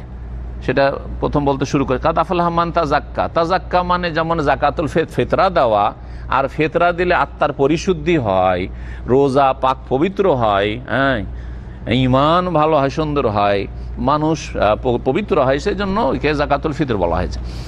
কাদ আফলাহা মান তাযাক্কা মানে তাহলে হবে দ্বিতীয় তাফসির যে সফল কাম ওই ব্যক্তি, যেই ব্যক্তি আত্মার পরিশুদ্ধি করলো, আত্মাকে পাক পবিত্র করলো শিরক থেকে, বেদাত থেকে, পাপ থেকে, অন্যায় থেকে, হিংসা বিদ্বেষ শত্রুতা থেকে ইত্যাদি থেকে, যে আত্মার পরিশুদ্ধি করলো। আগে অন্তরকে পাক করতে হবে, তারপরে ওয়াজাকার আসমা রব্বিহি, রবের নাম স্মরণ করলো, আল্লাহর জিকির আজকার করে সর্বদা। সুতরাং আল্লাহকে যখন স্মরণে আসে, আল্লাহকে ভুলে না, কি করে? ফাসাল্লাহ, সেই জন্য কি করে? সালাত আদায় করে, 5 ওয়াক্ত নামাজ পড়ে। তো এখানে কি বোঝানো হয়েছে? 5 ওয়াক্ত নামাজ। 5 ওয়াক্ত নামাজ সেই পড়বে যে আল্লাহকে মনে রাখে, আল্লাহকে স্মরণ রাখে। আর 5 ওয়াক্ত নামাজে গাফেল তারাই হবে যারা আল্লাহকে ভুলে যায়, আল্লাহকে ভুলে যায়, অথবা যাদের আত্মা হচ্ছে কুলুষিত, যাদের আত্মা হচ্ছে নোংরা পবিত্র, যাদের আত্মা হচ্ছে পাপিষ্ঠ। আর যাদের আত্মার পরিশুদ্ধি ঘটেছে, যারা আত্মাকে পাক পবিত্র করেছে, তারা আল্লাহকে সবসময় স্মরণে রাখবে। সুতরাং তারা 5 ওয়াক্ত সালাতের মাধ্যমে, নামাজের মাধ্যমে আল্লাহর সাথে সম্পর্ককে মজবুত রাখবে, সম্পর্ককে সুন্দর রাখবে। একজন মানুষের সাথে যদি দিনে 5 বার করে টেলিফোন করেন, পরকে নাই করেন, স্ত্রীকে করছেন না? যতবার টেলিফোন করবেন তত বেশি মহব্বতের দলিল, না? বুঝেন না? কেউ যদি স্ত্রীর সাথে দিনে 1 বার কথা বলে, আর একজন 5 বার কথা বলে, দুজন সমান? অবশ্যই সমান না। কেউ সপ্তাহে 1 দিন টেলিফোন করে, কেউ 2 দিন 3 দিন পর পর টেলিফোন করে, কেউ মাসে 1 বার টেলিফোন করে, আর কেউ দিনে 5 বার করে, সমান? জি হ্যাঁ। তাহলে এই যে 5 বার সালাত, এতে বড় হিকমত রহস্য রয়েছে। 5 বার যেই ব্যক্তি আল্লাহর সাথে এই সুসম্পর্ক করলো, হ্যাঁ, আবদ এবং মাবুদের সম্পর্ক, আমার মাবুদ আল্লাহ এবং আমি তার অসহায় গোলাম এবং আল্লাহর মুখাপেক্ষী সবসময়, এটা 5 বার করে আল্লাহর সামনে আমি হাজিরা দিয়ে প্রমাণ করে দিলাম। আর যেই ব্যক্তি ধারে না, সারাদিন চলে গেল, তার ইচ্ছা মতো সম্পর্ক করবে, আল্লাহর ইচ্ছা মতো সম্পর্ক না, সেই ব্যক্তি আল্লাহর অবাধ্য। তাহলে হয়ে গেল, কোরআন কারিমের দলিল পেয়ে গেলেন। হাদিস থেকে, হাদিস অনেক আছে, এর জন্য সংক্ষেপে বলে দিচ্ছেন যে ওয়াকানা নবী সাল্লাল্লাহু আলাইহি ওয়াসাল্লাম আল খুলাফা মিন বাদি ইয়াদামুন আলাইহা, নবী করিম সাল্লাল্লাহু আলাইহি ওয়াসাল্লাম এবং খোলাফায়ে রাশেদিন তারপরে সর্বদাই ঈদুল ফিতর, ঈদুল আজহা পড়েছেন। তারা ঈদুল ফিতর, ঈদুল আজহা পড়েছেন, পড়িয়েছেন, কায়েম রেখেছেন। হুকম সালাতুল ঈদাইন, আর একটি বিষয় হচ্ছে 2 ঈদের সালাতের হুকুম কি, ফরজ না সুন্নাত, হ্যাঁ, নফল, কি বলবেন? হ্যাঁ, কি জানেন আপনারা? সুন্নাতে মুআক্কাদা, আর আপনিও সুন্নাতে মুআক্কাদা। হ্যাঁ, সুন্নাতে মুআক্কাদা আবার কিফায়া, মানে এক তো সুন্নাতে মুআক্কাদা, তারপরে কিফায়া মানে কিছু লোক পড়লেই হয়, বাকি লোক ঘুমান, অসুবিধা নেই। তাহলে সৌদি আরবে যেমন আলহামদুলিল্লাহ কিছু লোক তো ঈদ পড়তে যাচ্ছে, তাই না? কিছু লোক তো ঈদ পড়তে যাচ্ছে, আর অধিকাংশ ব্যাচেলররা কিন্তু সারা রাত আমোদ ফুর্তি করে ঈদের রাতে, আর ফজরের সময় ঘুমায়। আর ঈদ এত সকালে এখানে হয় যে বেশিরভাগ লোক ঘুমিয়ে থাকে।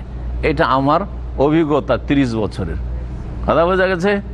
ঘুমিয়ে থাকে, উঠছে কখন? সকাল 10টা। আরে ঈদ হয়ে গেছে রে, আরে যেতে পারলাম না, যাক এখন চল, এখন সেমাই টেমাই কিনে নিয়ে এসে বন্ধু বান্ধব নিয়ে একটু ফুর্তি করি। এই হলো এই প্রবাসীদের ঈদ। তাহলে অসুবিধা নাই, কিছু লোক তো ঈদ পড়েছে, গুনাহগার হইল না, না? ভুল ফতোয়া। যে বলবে যে সুন্নাতে মুআক্কাদা আবার কিফায়া, হ্যাঁ, এক তো সুন্নাত করে দিলেন, তারপর আবার সবার উপরে সুন্নত না, কিফায়া মানে এই যে এতটি লোক আপনারা আছেন, এর মধ্যে 10 জন পড়লেই তো হইল। কিফায়া মানে কি? কাফি, কিছু লোক পড়লে কাফি হয়ে গেল। যেমন জানাজার নামাজ 5 ভাইয়ের মধ্যে 1 ভাই বাড়ি থেকে গেলি তো হইল, গ্রামে 50টা বাড়ি আছে, 50 বাড়ির মধ্যে 25 জন গেলি তো কাজ হয়ে গেল, ঠিক আছে, এটাকে ফারজে কেফায়া বলা। ওটাও আবার জানাজা ফারজে কেফায়া, আর তো আবার ঈদকে দিল সুন্নাতে কেফায়া। কোন ফতোয়ার কিতাব থেকে আল্লাহ ভালো জান। এই ফতোয়াগুলো বাদ দিতে হবে, ডিলিট, রিমুভ করুন। এখন শুনেন, ঈদের ক্ষেত্রে 2টো ফতোয়া আছে। একটা ফতোয়া অধিকাংশ আলেমদের সুন্নাতে মুআক্কাদা, সুন্নাত কিন্তু এর তাকিদ রয়েছে, যদিও এটা খুব প্রসিদ্ধ, কিন্তু এই ফতোয়ার বিপরীত যে ফতোয়াটি সেটাই দলিলের দিক থেকে শক্তিশালী। সেটা হচ্ছে যে ঈদের নামাজ বাৎসরিক ফরজ, ঈদের সালাত হচ্ছে সালানা ফরজ। যেমন দৈনিক ফরজ হচ্ছে 5 ওয়াক্ত সালাত, 4 করার আপনার অধিকার নেই। তাহলে আপনার খেয়াল খুশি আল্লাহর ইবাদত করলেন, খেয়াল খুশি আপনার হইতে হবে, আল্লাহর ইচ্ছা মতো ইবাদত হইতে হবে। কথা বোঝা গেছে? দৈনিক 5 সালাত ফরজ, সাপ্তাহিক জুমার সালাত ফরজ, জুমার দিনেই পড়তে হবে, আমরা শনিবার রবিবার পড়লে হবে না। বোঝা গেছে না? আচ্ছা, বাৎসরিক ফরজ 2 ঈদের সালাত ফরজ, ঈদুল ফিতর, ঈদুল আজহা। এটাই হচ্ছে শক্তিশালী মত, লেখক ওইটাকে বলেছেন, এবং আমি এর আগে অনেক আলোচনায় বলেছি। এবং এটা হচ্ছে ইমাম ইবনে তাইমিয়া রাহমাতুল্লাহ শাইখুল ইসলামের ফতোয়া যে ফরিদাতুস সানা, বাৎসরিক ফরজ নামাজ হচ্ছে, ফরজ সালাত হচ্ছে 2টো, ঈদুল ফিতর আর ঈদুল। সুতরাং যারা শরীয়তি কোনো ওজর নাই, যারা অসুস্থ, অক্ষম, যেতে পারবে না, এরকম অসুখ, তাদের কথা আলাদা, বা সফরে আছে ইত্যাদি, না সফরেও নাই, বাড়িতে আছে, সুস্থ, আর ঈদ পড়লো না, সে কাবিরা গুনাহ করলো। সে কি করলো? কাবিরা গুনাহ করলো। বাৎসরিক ফরজ দৈনিক ফরজের চাইতে কম গুরুত্ব নয়, দৈনিক ফরজের চাইতে কম গুরুত্ব নয় বাৎসরিক ফরজের। যেমন জুমার সালাতের গুরুত্ব 5 ওয়াক্ত নামাজের চাইতে কম না, বেশি বলতে হবে, ঠিক কিনা? কারণ সপ্তাহে 1 দিন, জি, বছরে 2 দিন। বলছেন হুকম সালাতুল ঈদাইন, 2 ঈদের নামাজের হুকুম হচ্ছে ফারজু আইনিন। ভালো করে শুনেন, ফারজে কেফায়াও না, সুন্নাতে কেফায়া তো বাদ দেন। কি? ফারজে আইন, প্রত্যেকের উপর ফরজ, প্রত্যেক সাবালক, আলা কুল্লি মুসলিম, প্রত্যেক মুসলিমের ওপর ফারজে কেফায়া, ফারজে আইন, প্রত্যেক মুসলিমের ওপর ফারজে আইন, মানে একজন করে ফরজ, আপনাদের সকলের উপর ফরজ। জি হ্যাঁ। কেমন মুসলিম হইতে হবে? যাকারিন, পুরুষ, মহিলার উপর ফরজ নাই। জি হ্যাঁ, সুন্নাত তাদের জন্য। আর যদিও কেউ বলেছেন তাদেরকে নবী সাল্লাল্লাহু আলাইহি ওয়াসাল্লাম যেহেতু তাগিদ করেছেন সেই জন্য। মুকাল্লাফিন, আর সেই পুরুষ মানুষ যেন শরীয়তের দায়িত্বভার তার উপর আসে। শরীয়তের দায়িত্বভার কার উপর আসে? যে সাবালক হয়। আপনার 12 বছর 13 বছরের ছেলে আছে, এখনো সাবালক হয়নি, তার ওপর ঈদ ফরজ হয়নি। ঈদে নিয়ে যান, অসুবিধা নেই, 7 বছরের ছেলেকে নিয়ে যান, কিন্তু ঈদ ফরজ কখন হবে? যখন সাবালক হয়ে গেছে, আপনার ছেলের সাবালকের লক্ষণ দেখা গিয়েছে। লা ওজর আল, যার কোনো ওজর নেই, একটু আগে যেমন বললাম, ওজর থাকলে অসুবিধা নেই। জি, ওজরের মধ্যে একটা হচ্ছে যে আপনি মরুভূমিতে আছেন, আপনি এমন জায়গায় আছেন যেখানে কোনো ঈদগাহের ব্যবস্থা নেই, ঈদ পড়াবার লোক নাই, আর ঈদ এখানে হয় না। জি হ্যাঁ, মরুভূমিতে পেট্রোল পাম্পে আছে 2-4 জন লোক, আশেপাশে কোনো ঈদগাহ নেই। জি হ্যাঁ, জরুরি না যে ওকে 100 কিলোমিটার দূর থেকে যায় দামাম জানা ঈদ পড়ার জন্য তাকে আসতে হবে দামামে, জরুরি না। বারিয়াজ যেতে হবে তাকে 50 কিলোমিটার 100 কিলোমিটার দূর থেকে, তবে 2-4-10 কিলোমিটারের মধ্যে থাকলে আসবে। শহরের আশেপাশে ধরেন আছে, এখান থেকে এয়ারপোর্ট 40-50-এর মধ্যে আছে, এগুলো থেকে তো আরও আসবে, তারা এসে ঈদ পড়বে শহরে। কেন ঈদ ফারজে আইন প্রত্যেক সাবালক মুসলিম পুরুষের ওপর? লি আমরিন নবী সাল্লাল্লাহু আলাইহি ওয়াসাল্লাম বিহা, কারণ নবী সাল্লাল্লাহু আলাইহি ওয়াসাল্লাম ঈদ পড়ার কি করেছেন? হুকুম করেছেন। হাত্তান নিসা, এমনকি মহিলাদেরকেও। কালাত উম্মে আতিয়া রাদিয়াল্লাহু আনহা, সাহাবিয়া নবী সাল্লাল্লাহু আলাইহি ওয়াসাল্লামের বলছেন, কুন্না নুমারু, আমরা আদিষ্ট হইতাম, মানে আমাদেরকে আদেশ করা হইতো। কে আদেশ করতেন? সাহাবীদেরকে আদেশ করেনওয়ালা কে? রাসূলুল্লাহ সাল্লাল্লাহু আলাইহি ওয়াসাল্লাম। আচ্ছা, নবী সাল্লাল্লাহু আলাইহি ওয়াসাল্লাম যদি বলেন যে আমাকে আদেশ করা হয়েছে, আমি আদিষ্ট হয়েছি, তো নবীকে হুকুম করেনওয়ালা কে? আল্লাহ। এটা বুঝে নেবেন। হ্যাঁ, যেমন ওমের তো নবী সাল্লাল্লাহু আলাইহি ওয়াসাল্লাম ওমের তো আন আসজুদ আলা সাবআতি আযম, আমাকে আদেশ করা হয়েছে, নির্দেশ দেওয়া হয়েছে যে 7 হাড্ডির ওপর যেন নামাজ পড়ি। কে হুকুম করেছেন? আল্লাহ হুকুম করেছেন।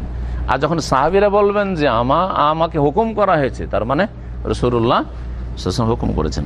আমাদেরকে কুন্না নুমার, আদেশ করা হইতো আন নখরেজা ইয়াউমাল ঈদ বা আন নাখরুজা ইয়াউমাল ঈদ, ঈদের দিনে আমরা যেন বেরিয়ে যাই বাড়ি থেকে, মানে ঈদগাহে যাই। হাত্তা তাখরুজাল বিকর মিন খিদরিহা, এমনকি কুমারী মেয়েও, যুবতী কুমারী, 18 বছরের মেয়ে, যাদের দিকে বেশি আকর্ষণ থাকে যুবকের, ফিতনার আশঙ্কা আছে, ওরাও যাবে ঈদ পড়তে। মিন খিদরিহা, তাদের খেমা থেকে বা তাদের পর্দার স্থান থেকে। খিদর মানে পর্দার স্থান। এমন একটা যুগ ছিল জাহিলিয়াতের যুগে, মুশরিক হইলেও তারা যুবতী মেয়েদেরকে বাইরে বেরোতে দিত না, যাতে কারো নজর না পড়ে যায়। ওকে খিদর বলা হয়তো, লুকিয়ে রাখতো, যতদিন কুমারী আছে একেবারে লুকিয়ে রাখতো, কোথাও বেরোবে না, ওখান থেকে বেরিয়ে ঈদ পড়তে যাবে। ওহাত্তা তাখরুজাল হুইয়াজ, এমনকি ঋতুবতী মহিলারও বেরিয়ে যাবে। ঋতুবতী মহিলারা তো, ওদের তো সলাতই নেই, হবে না সলাত, তারপরে ঈদগাহে যেতে বলা হয়েছে মাসিক অবস্থায়, কিন্তু ঈদের শরিক হবে না, ঈদগাহের এক কিনারায় থাকবে। ফায়াকুন্না খালফান নাস, অন্য অন্য লোক যারা ঈদ পড়তে এসছে তাদের পেছনে থাকবে এক সাইডে। ফায়ুকাব্বিরনা বিতাকবীরিহিম, যখন অন্যান্যরা তকবীর পড়ছে তখন এই ঋতুবতী মহিলারাও তকবীর পড়বে। তকবীর পড়তে কোনো অসুবিধা নেই, শুধু নামাজ পড়বে না। ওয়ায়াদউনা বিদুআহিম, আর যখন দোয়া করছে, খতিব দোয়া করছে, লোকেরা দোয়া করছে, তারাও দোয়া করবে। ইয়ারজুনা বারাকাতা যালিকা ওয়া তুহরাতাহু, সেই দিনের বরকত এবং সেই দিনের পবিত্রতার আশা রাখবে আল্লাহর কাছে, তারাও এই বরকতে রহমতে অংশ নেবে। মুত্তাফাক বুখারী মুসলিমের হাদিস। ওয়া ইউসান্নু লিন-নিসাইল খুরুজ লিসালাতিল ঈদ গায়রা মুতাতায়্যিবাতিন ওয়ালা মুতাবাররিজা, মহিলারা যে ঈদ পড়তে যাবে তাদের জন্য সুন্নত হচ্ছে যে ঈদে যাবে, কিন্তু তারা যেন সুগন্ধি ব্যবহার না করে, মেকআপ না করে। আর মেকআপ যদি করেও থাকে আর বোরকা পরে যায় তো অসুবিধা নেই, কিন্তু এমন সুগন্ধি হইতে হবে না যে বোরকা পরে থাকলেও বাইরে সেন্ট ছুটছে। যেমন আজকালকার অধিকাংশ মহিলারা বাজারে আসলে এমন সেন্ট মেরে আসছে, পাশ দিয়ে গেল একেবারে কি যে ব্যবহার করেছে রে, হ্যাঁ, চারিদিকে একবারে সেন্ট আর সেন্ট। এরাকে জানিয়ে বলেছেন নবী করিম সাল্লাল্লাহু আলাইহি ওয়াসাল্লাম, যেসব মহিলাদের শরীর থেকে সুগন্ধি ছড়ায়, আতর লাগিয়ে এসছে, আর আশেপাশে কোনো পুরুষ লোক এই ঘ্রাণ পেল, তাদেরকে বলা হয়েছে ফাহিয়া কাজা কাজা জানিয়া, এরা হচ্ছে জেনাকারিনী, ব্যভিচারকারিনী, এরা হচ্ছে অসতী। ওয়ালা মুতাবাররিজা, আর বেহায়া বেপরদায় হাসবে না, চুল খুলে শাড়ি পরে পেট পিট দেখা যাচ্ছে, অথবা বোরখা পরে আছে, চেহারা খুলে, চেহারাতে সবচেয়ে বেশি জিনত আছে। একটা মহিলা যদি রাস্তা দিয়ে চলাফেরা করে তো কেউ চেহারা ছাড়া অন্য কিছু দেখতে যাবে না, আগে দেখবে কোনটা, যে রূপ চেহারাটা কেমন, মুখটা কেমন, ঠিক না? সুতরাং এইটা কখনো মনে করবেন না যে চেহারা খুলে পর্দা করা যায়। আসল তো পর্দা হচ্ছে চেহারার, আসল ফিতনা হচ্ছে এই 2-2-4 চোখে। আসল ফিতনা কোথায়? 2-2-4 চোখে। কোনো মহিলার সাথে কোনো পুরুষ যদি 2-2-4 চোখ না হয়, আর একটা ছেলে হয়তো বখাটে একটা মহিলার দিকে তাকাতে থাকছে, কোনোদিন ফিতনা হবে, জেনার সম্ভাবনা নেই। কিন্তু জেনার আগে কি হয়, 4 চোখ এক জায়গায় হয়। হ্যাঁ, চোখে চোখ পড়লো, একে দেখে ওকে ভালো লাগলো, ওকে দেখে একে ভালো লাগলো, ই ওকে লাইক করলো, ই ওকে লাইক করলো। আজকাল লাইক করা করি তো ভালোই চলছে, হ্যাঁ হ্যাঁ, আমি তোমাকে লাইক করি, হ্যাঁ, ইত্যাদি, আউযুবিল্লাহ। এই তাহলে এই চোখের ফিতনা সবচেয়ে বড় ফিতনা। জি হ্যাঁ, সুতরাং যেসব মুফতিরা ফতোয়া দিয়ে থাকে যে চেহারা খোলা জায়েজ, অথবা চেহারা ঢাকা মুস্তাহাব, ওয়াজিব নয়, অথবা যেসব মহিলারা মনে করে যে যত ডিসকাউন্টের ফতোয়া, মানে সস্তা যেটা সবচাইতে ওইটাই নিব। কেউ বলেছে চেহারা ঢাকা ওয়াজিব, আর কেউ বলছে যে মুস্তাহাব। না ঢাকলে কি হবে, এমন কি, আসল পর্দা তো মনের পর্দা। মনের পর্দা মানে আমি কি করব না, খারাপ কাজে যাব না, আর আমাকে খুব দেখুক, এটা হচ্ছে মনের পর্দা করা। তো এইভাবে কোনোদিন পাপ থেকে বাঁচতে পারেন না, বা পাপ থেকে বাঁচাতে পারেন না। হয় নিজে ফিতনায় পড়বে, না হলে ওর কারণে অন্য যুবকরা ফিতনায় পড়বে, যার ফলে পর্দার সাথে আর সুগন্ধিবিহীন অবস্থায় ঈদের সালাতে মহিলারা যাবে। তারপরে মাসালা বলছেন ওয়ায়ুসান্নু আন তুআদ্দা সালাতুল ঈদ ফি সাহরা কারিবাতিন মিনাল বালাদ, ঈদের নামাজ মসজিদে পড়ার চাইতে ঈদগাহে পড়া হচ্ছে বেশি ভালো, এবং এটাই সুন্নত।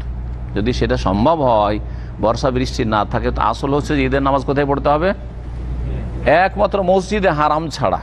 কারণ মক্কাতে নবী সাল্লাল্লাহু আলাইহি ওয়াসাল্লামের সাহাবায়ে কেরামদের জামানা থেকে মসজিদে হারামের ভিতরেই ঈদের নামাজ হয়েছে, মসজিদে হারামে হয়েছে। আর মক্কার অবস্থাটা এমন, চারিদিকে পাহাড় আর পাহাড়, খোলা মাঠ পাবেন কোথায়? হ্যাঁ, কিন্তু মদিনায় তেমনটা ছিল না, মদিনায় খোলা সমতল জায়গাও ছিল, যার ফলে নবী সাল্লাল্লাহু আলাইহি ওয়াসাল্লাম মসজিদে নববীর 1000 গুণের ফজিলত বাদ দিয়ে ঈদগাহের নামাজ বাবু সালাম থেকে বেরিয়ে মোটামুটি 1 কিলোমিটার বা তার কম গেলে ছোট ছোট 2-3টা মসজিদ আছে, ওর মধ্যে একটা মসজিদের নাম আছে মসজিদে গামামা। ওই মসজিদে গামামার জায়গাটা নবী সাল্লাল্লাহু আলাইহি ওয়াসাল্লামের আমলে ঈদের জায়গা ছিল, ঈদগাহ ছিল, সেটা ছিল ঈদগাহ। যদিও পরবর্তীকালে লোকজন বেশি হয় আর শহর বড় হয়, মসজিদে নববীতে ঈদ হচ্ছে, কিন্তু মসজিদে ঈদ পড়ার চাইতে কোথায় ঈদ পড়া ভালো?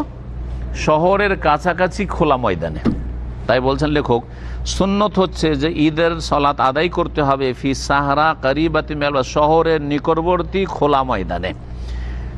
কেন? লিআন্না নবী সাল্লাল্লাহু আলাইহি ওয়াসাল্লাম কানা ইউসাল্লিল ঈদাইন ফিল মুসাল্লা, কারণ নবী সাল্লাল্লাহু আলাইহি ওয়াসাল্লাম 2 ঈদের সালাত আদায় করেছেন মদিনায় ঈদগাহে মুসাল্লা আল্লাযী আলা বাবিল মদিনা, যেটা মদিনার দরজাই ছিল। তখন মদিনা খুব ছোট শহর ছিল, মদিনা ঢুকতেই প্রথম ঈদগাহ ছিল বাবু সালামের দিক থেকে। এখন এই মসজিদ এত লম্বা হয়েছে যে মসজিদ যে শেষ হচ্ছে বা মসজিদের চত্বরটা শেষ হচ্ছে, তারপরে কিন্তু ঈদগাহের মসজিদ। জি, এটাই ছিল মোটামুটি তখনকার যুগের শহর। আবু সাঈদ খুদরী রাদিয়াল্লাহু তাআলা আনহু বর্ণিত রয়েছে নবী সাল্লাল্লাহু আলাইহি ওয়াসাল্লাম কি করতেন? কানা নবী সাল্লাল্লাহু আলাইহি ওয়াসাল্লাম ইয়াখরুজু ফিল ফিতরি ওয়াল আযহা ইলাল মুসাল্লা, ঈদুল ফিতর ঈদুল আযহা ঈদগাহে যেতেন রাসূলুল্লাহ সাল্লাল্লাহু আলাইহি ওয়াসাল্লাম, মুত্তাফাকুন বুখারী মুসলিমের হাদিস। ওয়ালাম ইউনকাল আন্নাহু সাল্লাল্লাহু ফিল মাসজিদ লিগাইরি উযরিন, আর নবী সাল্লাল্লাহু আলাইহি ওয়াসাল্লাম থেকে 1 বছরও কোনো প্রমাণ নেই যে বিনা ওযরে মসজিদে ঈদের নামাজ পড়েছেন, বিনা ওযরে মসজিদে নববীতে ঈদের সালাত পড়েননি। ওয়ালি আন্নাল খুরুজ ইলা সাহরায় আওকা লিহাইবাতিল মুসলিমিন ওয়াল ইসলাম ওয়া আযহার শাআইরিদ্দিন ওয়ালা মাশাক্কাতা ফি যালিকা লিআদামি তাকাররুরিহি বিখিলাফিল জুমআহ। বলছেন যে ময়দানে যদি ঈদের সালাত পড়া হয়, হ্যাঁ, অনেক মানুষের সমাগম, তো এর একটা কুফরি শক্তির ওপর, কাফেরদের ওপর প্রভাব পড়বে। আছে মুসলিম, দেখেন সংখ্যালঘু দেশগুলিতে যেমন ভারতে শতকরা 10 জন বা 15 জন মুসলিম, কোনো এলাকায় বেশি আছে, কোনো এলাকায় একেবারে কম আছে, ধরেন 5 জন 7 জন আছে, গড়ে ধরেন 15 থেকে 20 শতকরা। এখন সবাই যদি ও মসজিদে মসজিদে ঈদ পড়ে, তো কাফেরদের সামনে প্রকাশ পাবে না যে মুসলিম কত আছে।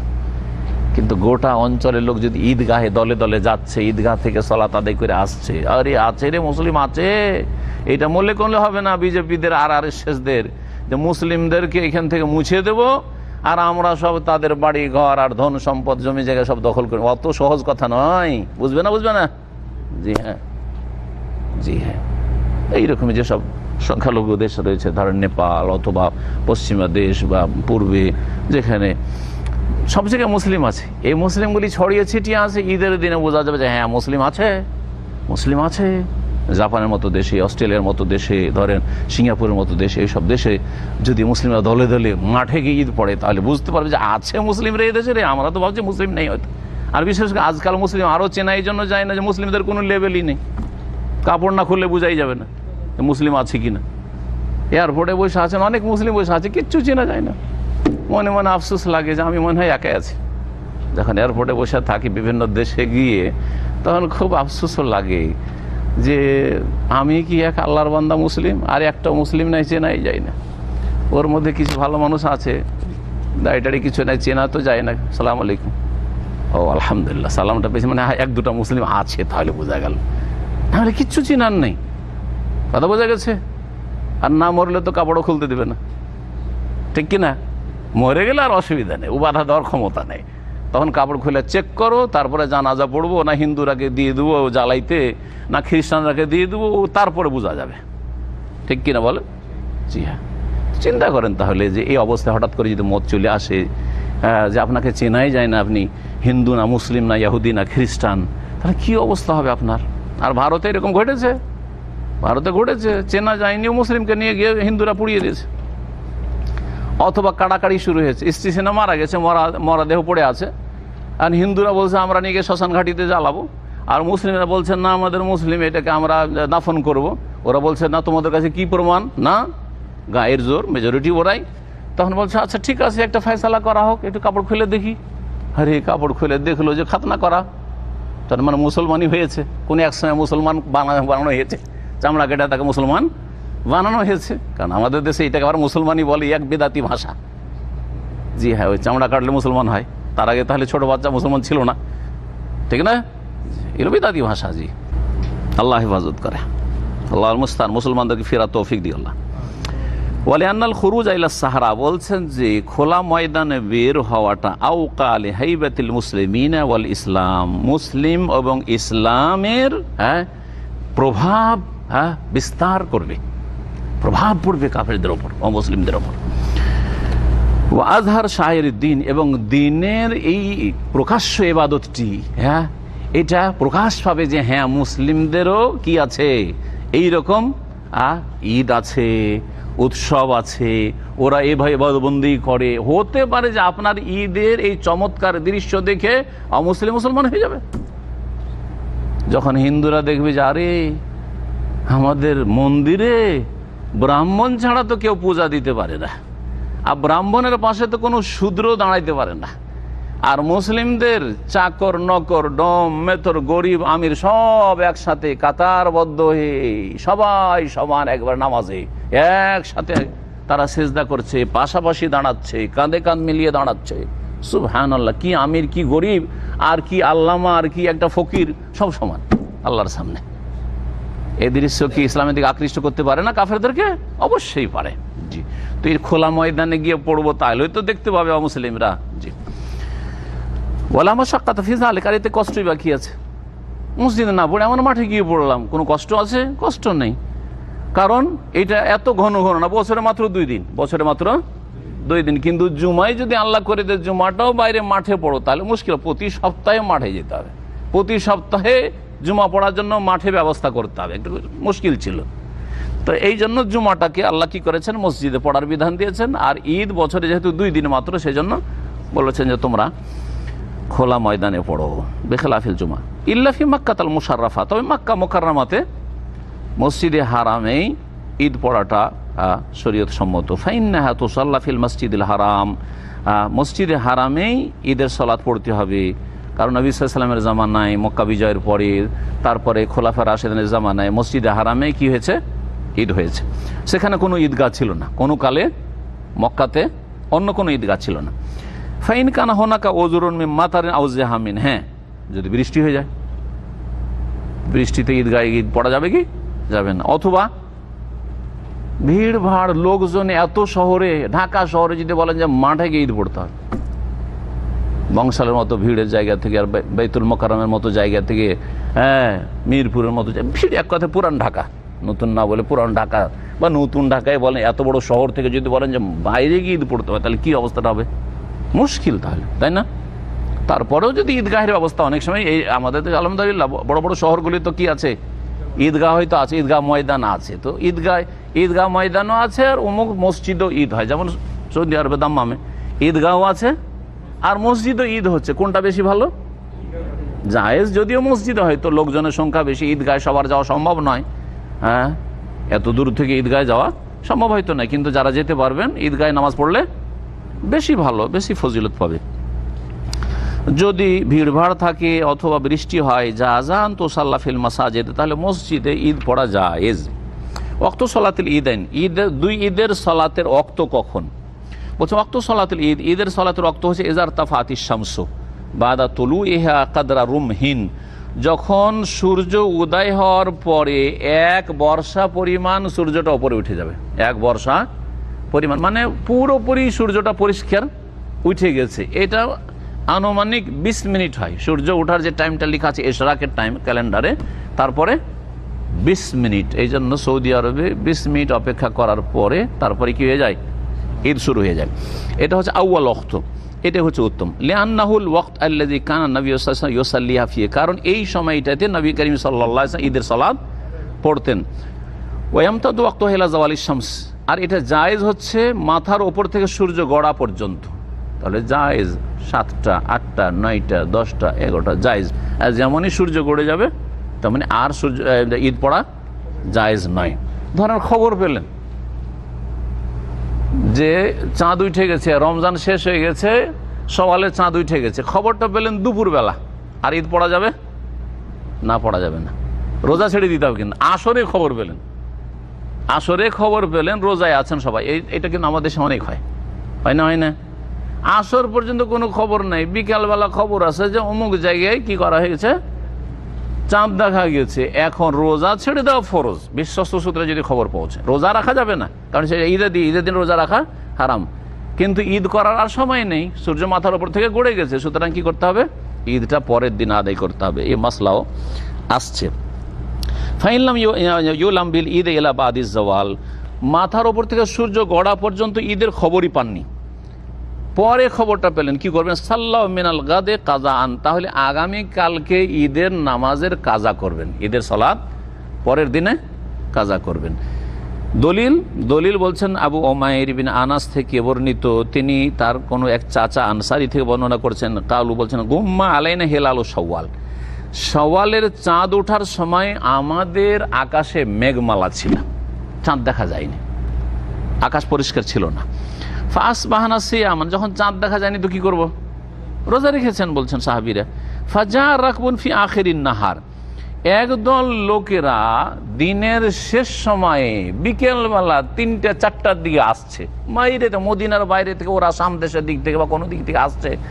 আসার পরে কি করলো, ওরা বলছে ফাশাহিদু, তারা সাক্ষী দিল, কারণ খোলা মাঠে তারা ছিল, মরুভূমিতে ছিল, শহরের লোক কিন্তু চাঁদ দেখতে পায় না, মরুভূমিতে আপনি চাঁদ দেখতে পাবেন। তো তারা সাক্ষী দিল আন্নাহুম রাউল হেলাল বিল আমসি, আমরা তো চাঁদ গতকালকে দেখেছি, আর তোমরা আজকে রোজা রাখছো, মানে আজকে তো সকালে ঈদ পড়ার কথা, আমরা তো দেখি নাই। আমার নবী সাল্লাল্লাহু জামানায় কিন্তু নবী সাল্লাল্লাহু বেঁচে আছেন এখনো। আমার নবী সাল্লাল্লাহু আন্নাস আন ইফতিরু মিন ইয়াউমিহিম, নবী সাল্লাল্লাহু তাদেরকে হুকুম করলেন যে আজকে তোমরা কি করো, রোজা ভঙ্গ করে দাও, রোজা রাখার জায়েজ নয়। আসরের সময় মাগরিবের 10 মিনিট আগে তারপর রোজা ছেড়ে দাও ফরজ, যখন নিশ্চিত হয়ে গেছেন যে এটা রমজান মাসের দিন নয়, সুতরাং রোজা আপনার হবে না। ওয়া ইয়াখরুজু গাদান ঈদহিম, আর আগামীকালকে ঈদ পড়ার জন্য বেরিয়ে যাবে ঈদগাহে। হাদিস মুসনাদ আহমদে রয়েছে, আবু দাউদে রয়েছে, দারাকুতনিতে রয়েছে, ইমাম দারাকুতনি হাদিসটিকে হাসান বলেছেন। আর একটি সংক্ষিপ্ত মাসলা বলবো, সেটা হচ্ছে ঈদের দিনের সুন্নাত। 3টি সুন্নাত এখানে উল্লেখ করেছেন লেখক। একটা হচ্ছে খেয়ে যেতে হবে না খেয়ে যেতে হবে, কি জানা আছে? ঈদুল ফিতরে খেজুর খেয়ে গেছেন নবী সাল্লাল্লাহু আলাইহি সাল্লাম, বেজোড় খেজুর। আর ঈদুল আজহায় খালি পেটে যাবেন আর এসে কিছু খাবেন, আর এসে যদি গোস্ত কোরবানি জবাই করে তাড়াতাড়ি করে কিছু একটু অংশ নিয়ে কলিজা টলিজা কিছু খেয়ে তা সবচেয়ে ভালো।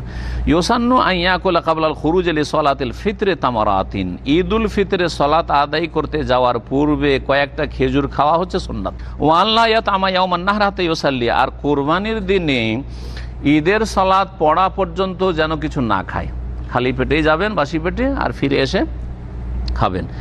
দলিল বুরায়দা রাদিয়াল্লাহু তাআলা বর্ণিত হাদিস রয়েছে, নবী করিম সাল্লাল্লাহু আলাইহি ওয়াসাল্লাম কি করতেন, বলছেন কানা নবী সাল্লাল্লাহু আলাইহি ওয়াসাল্লাম লা ইয়াখরুজু ইয়াউমাল ফিতরি হাত্তা ইফতিরা, ঈদুল ফিতরের দিনে নবী সাল্লাল্লাহু আলাইহি ওয়াসাল্লাম অতক্ষণ ঈদগাহে বেরোতেন না যতক্ষণ পর্যন্ত কিছু নাস্তা পানি না করে নিতেন, মানে খেয়ে না নিতেন খিজুরি। ওয়ালা ইয়াতামু ইয়াউমান নাহর হাত্তা ইউসাল্লি, আর ঈদুল আজহার দিনে, কোরবানির ঈদের দিনে কোনো কিছু খেতেন না হাত্তা ইউসাল্লিয়া, ঈদের সালাত আদায় করা পর্যন্ত। হাদিস মুসনাদ আহমদে রয়েছে, তিরমিজিতে রয়েছে, ইবনে মাজায় রয়েছে, ইবনে হিব্বান এবং হাকিম হাদিসটিকে সহিহ বলেছেন। অন্য হাদিস রয়েছে ওয়ায়াকুলুহুন্না উইতরান, বেজোড় খেজুর খাবে, কি করবে, বেজোড় খেজুর খাবে ঈদের দিনে, এটা উত্তম। দ্বিতীয় সুন্নত হচ্ছে যে সকাল সকাল ঈদ পড়া ভালো, দেরি করে ঈদ পড়ার চাইতে। যেমন ইন্ডিয়া বাংলাদেশে কটার সময় ঈদ হয়, আরে 10টা, যত বেদাতি তত দেরি। আমরা দেশে দেখেছি যে আহলে হাদিসরাও একটু লেট করে পড়ে, কিন্তু ওরা 8টা সাড়ে 8টার মধ্যে পড়ে নেয়। পাশাপাশি আমাদের আহলে হাদিস ঈদগাহ ছিল আর হানাফি ঈদগাহ, আর হানাফিদের মধ্যে দেওবন্দি ঈদগাহ আর বেরলভী ঈদগাহ, পার্থক্যটা বোঝাচ্ছে 3 ঈদগাহের মাঝখানে। আহলে হাদিসরা 8টা থেকে সাড়ে 8টায় পড়তো, প্রথম দিকে 9টায় পড়তো, আমার ঈদগাহের কথা বলছি। তারপরে যখন আমি পড়ে এসে না মানুষ হলাম, তখন আমি ইমামতি শুরু করলাম, তখন ঘোষণা দিলাম যে 8টার আগে ঈদ পড়তে হবে। তো আলহামদুলিল্লাহ 9টা থেকে 8টায় টেনে নিয়ে এসেছিলাম, বুঝছেন না, যে 8টাতে আমাদের ঈদগাহ ঈদ পড়াইতাম। আর তারপরে পাশে দেওবন্দি হানাফি আছে আর বেরলভী হানাফি, 2 তরিকার হানাফি আছে, মানে রেজভি মাজার পূজারী হানাফি আর দেওবন্দি কওমি হানাফি। এই কওমি হানাফিরা পড়তো 9:30 10টার দিকে, 10টার দিকে। আর যারা ওই বেরলভী রেজভি হানাফি মাজারপন্থীরা, এরা পড়তো 11টায়। আমরা জোহরের নামাজ পড়তে যাচ্ছি আজান দিয়ে, আর ওরা ঈদ পড়ে আসছে আমাদের সাথে, জোহর পড়ে তারপরে বাড়ি যাচ্ছে। এটা আমার চোখের সামনে ছোটকালে দেখা, এখন ওই রকমই চলে আসছে। তো এগুলো হচ্ছে সুন্নাতের খেলাফ কাজ। তো বলছেন যে ওয়াসান্নুত তাবকির ফিল খুরুজ লি সালাতিল ঈদ বাদা সালাতিল ফজর, বলছে যে সুন্নত হচ্ছে ফজরের পরে ঈদের সালাতের জন্য তাড়াতাড়ি সকাল সকাল বেরিয়ে যাওয়া। আর তাবকির মানে সকাল সকাল যাওয়া। কোনো জায়গায় সফরে যাবেন, কোনো বন্ধুকে বলছে এই তুই সকাল সকাল আসবি, তার মানে কি তাড়াতাড়ি আসবি, দেরি করবি না। হ্যাঁ, এটা হচ্ছে সুন্নত। কেন? লেউরুদেহি আন ইবনে উমর রাদিয়াল্লাহু আনহু, কারণ এটি বর্ণিত হয়েছে আব্দুল্লাহ বিন উমর রাদিয়াল্লাহু তাআলা আনহুমা থেকে যে নবী করিম সাল্লাল্লাহু আলাইহি ওয়াসাল্লাম সকালে সকালে ঈদ পড়িয়েছেন এবং সাহাবায়ে কেরাম হাজির হয়েছেন ফজর পরে পরে। যত আগে যাবেন তত ভালো। দেখেন সৌদি আরবে ঈদ পড়তে ফজরের সময় রেডি হয়ে চলে যান মসজিদে, বা তখনই রেডি হয়েছেন মসজিদে ফজরটা পড়লেন, তারপরে সোজা ঈদগাহে টান দিলেন, তো আগের দিকে জায়গা পাবেন। আর যদি বলেন যে ফজরটা পড়ে দেরি করলেন না, আমি দেখেছি পরীক্ষায় ফজর পড়ে আসলাম, বাসায় এসে গোসল আগে করে রেখেছি, শুধু এসে আতর টাতর লাগাইলাম, একটু লেবাস পোশাক একটু চেঞ্জ করলাম, ভালো নতুন কাপড় পরলাম, এতে গিয়ে দেখি যে 5 লাইন 7 লাইন পিছনে পড়ে গেছি। হয় না, হয় না? পরীক্ষা করে দেখুন ঈদগাহ। জি। আর যদি মসজিদ থেকে টান দিয়ে চলে যাই, তাহলে প্রথম লাইনে না পেলে দ্বিতীয় লাইনে পেয়ে যাবেন আপনি জায়গা। তো বলছেন যে আব্দুল্লাহ বিন উমর রাদিয়াল্লাহু তাআলা আনহু থেকে বর্ণিত রয়েছে, কেন লিয়াতামাক্কানা মিনাদ দুনুই মিনাল ইমাম, যাতে করে ইমামের কাছাকাছি জায়গা পান। ওয়া তাহসুলু লাহু ফাজিলাতু ইনতিজারিস সালাহ, আর যে যত আগে যাবে তত বেশি সালাতের জন্য অপেক্ষা করবে, তার সওয়াব পেতে থাকবে। যেই ব্যক্তি নামাজের জন্য সালাতের জন্য ইন্তজার করে, সে যেন নামাজের ভিতরেই রয়েছে, নবী সাল্লাল্লাহু আলাইহি হাদিসে রয়েছে। ফায়াকসুরু সাওয়াবু, যে যত বেশি নামাজের জন্য অপেক্ষা করবে তার নেকি তত বেশি হবে। 3 নম্বর সুন্নাত হচ্ছে যে ঈদের দিনে ঈদ পড়ার আগে সাজসজ্জা গ্রহণ করা। যেটা সবচেয়ে ভালো কাপড় আপনার, যেটা সবচেয়ে ভালো কাপড় সেটা পরবেন, তারপরে আপনি ভালো একটু সাজবেন, আতর সুগন্ধি লাগাবেন, সুরমা লাগাবেন, অসুবিধা নেই। আচ্ছা, ওয়াসান্না ইয়াতাজাম্মাল মুসলিমু সালাতিল ঈদ বিল ইগতিসালি বাদাল ফজর, প্রথম কাজ হচ্ছে গোসল করা। কারণ গোসল করার মাধ্যমে একটা বড় সৌন্দর্য আছে। হয়তো ভালো ভালো কাপড় পরে আছেন, কিন্তু বগল থেকে গন্ধ ছড়াচ্ছে, পাশের লোক গন্ধ পাচ্ছেন, তা আপনি সাজেননি, তাহলে আসল সাজা হচ্ছে প্রথম গোসল। তাই বলছেন যে সুন্নত হচ্ছে যে মুসলিম সৌন্দর্য গ্রহণ করবে ঈদের সালাতের জন্য ফজর পরে গোসল করে। ফজর পরে যদি টাইম থাকে, কিন্তু সৌদি আরবে যে পরিবেশ, এইখানে আপনাকে ফজর আগে গোসল করে কি থাকতে হবে, প্রস্তুত থাকতে হবে। লেউরুদে যালিক আনিস সাহাবা, কারণ সাহাবায়ে কেরাম রাদিয়াল্লাহু আনহুম থেকে বর্ণিত রয়েছে তারা কি করতেন, ফজর পরে গোসল করতেন। কাইবিন ওমর, যেমন আব্দুল্লাহ বিন ওমর রাদিয়াল্লাহু তাআলা আনহু হতে বর্ণিত রয়েছে। ওয়াল্লাবিস আহসানাস সিয়াব, আর সবচেয়ে ভালো কাপড়টা পরবেন। সবচেয়ে ভালো কাপড় ইসলামের দৃষ্টিতেও ভালো হইতে হবে। ধরেন আপনার সবচেয়ে ভালো কাপড় দামের দিক থেকে কোট প্যান্ট, আর আরেকটা হচ্ছে জুব্বা।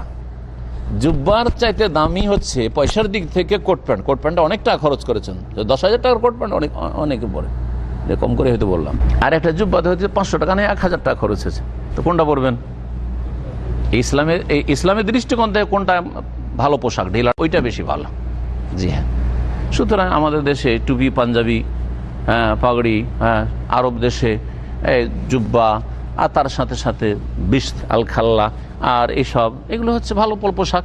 যেখানে যেটা ঢিলা ঢালা এবং ভালো পোশাক, সেটা হচ্ছে সবচেয়ে উত্তম পোশাক। এর মধ্যে আবার ধরেন আপনার জুব্বা নতুন আছে, পুরাতন আছে, ওর মধ্যে যেটা নতুন, যেটা বেশি সুন্দর, সেটা আপনি পরিধান করবেন। বলছেন উত্তম কাপড় পরবে লেসবুতে জালিক আনিন নবী সাল্লাল্লাহু আলাইহি ওয়াসাল্লাম, কারণ এটা নবী করিম সাল্লাল্লাহু আলাইহি ওয়াসাল্লাম থেকে প্রমাণিত হাদিস রয়েছে যে ওমর রাদিয়াল্লাহু তাআলা আনহু বা কোনো সাহাবী একবার একটা ভালো কাপড় নিয়েছে, ইয়া রাসূলুল্লাহ এটা আপনার জন্য কিনে নি, আর নেন, এটা দিয়ে করবেন কি, যখন কোনো প্রতিনিধি দল আসবে তখন পড়বেন, মেহমান আসবে যখন বাইরে থেকে, বিশেষ করে কাফের টাফেররা ইসলামের কথা বলার জন্য, আর অলিল ঈদের দিনে ভালো পোশাকটা পরবেন। তাহলে বোঝা যায় যে ঈদের দিনের জন্য স্পেশাল কোনো পোশাক রাখা ভালো, এটা হচ্ছে ভালো বা সুন্নাত। তো এখানে আজকের আলোচনা শেষ করলাম। সাল্লাল্লাহু আলাইহি ওয়া সাল্লাম মুহাম্মদ ওয়া আলা আলিহি ওয়া সাহবিহি আজমাইন।